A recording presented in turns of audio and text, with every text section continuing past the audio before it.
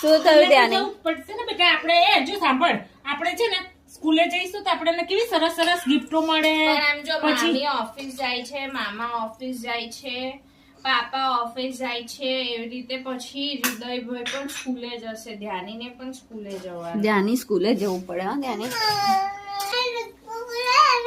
હા સારું, પણ અત્યારે સ્કૂલે કેમ નથી જવું બેટા? ત્યાં તો કેવી સરસ સરસ ગિફ્ટો મળે.